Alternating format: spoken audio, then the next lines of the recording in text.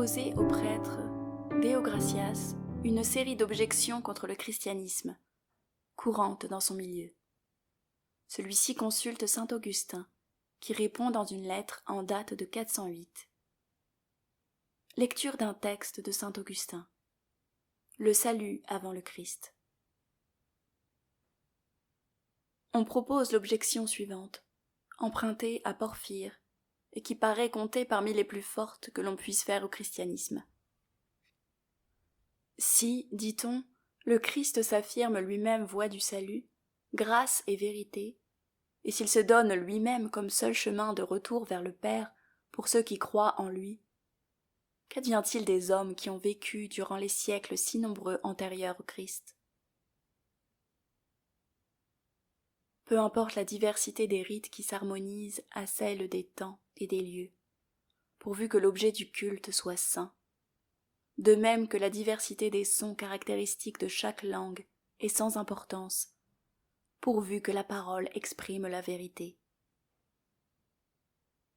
À cette différence près que la création des mots relève du pouvoir des hommes qui en définissent le sens d'un commun accord.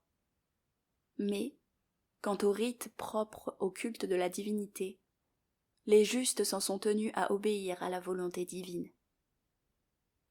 Celle-ci n'a jamais manqué d'offrir le salut à la justice et à la piété des mortels. Et si des peuples unis par une seule et même religion se distinguent les uns des autres par une certaine variété des cérémonies religieuses, c'est que Dieu supporte ou fortifie la faiblesse humaine, sans pour autant souffrir d'empiétement sur son autorité. Telle est donc notre doctrine. Le Christ est la parole de Dieu par laquelle tout a été fait, et Fils parce que parole, non une parole évanouie aussitôt que prononcée, mais la parole immuable et éternelle, qui demeure auprès du Père immuable, régit l'univers des créatures spirituelles et corporelles, l'administre selon la convenance des temps et des lieux, prescrit ce qui doit être accompli en tel temps et tel lieu, et s'identifie personnellement à la sagesse et à la science.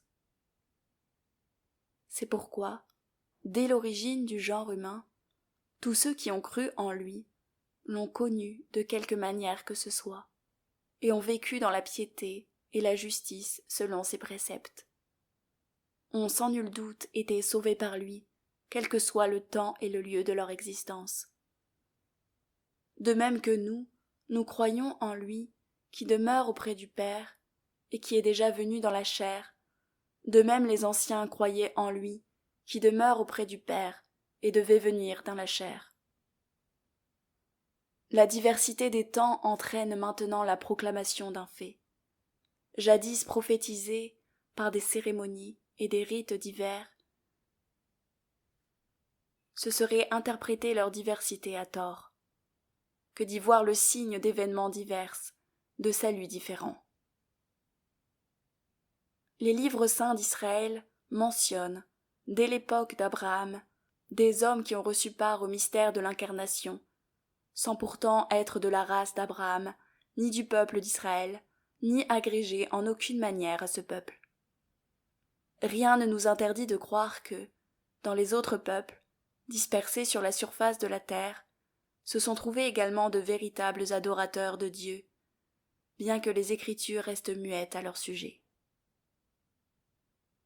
Prière. Seigneur de toute clémence, exauce les prières de ton peuple. Nous méritons d'être accablés à cause de nos fautes. Que ta bonté, en nous visitant, nous console. Toi qui règnes avec le Père et le Saint-Esprit, maintenant et pour les siècles des siècles.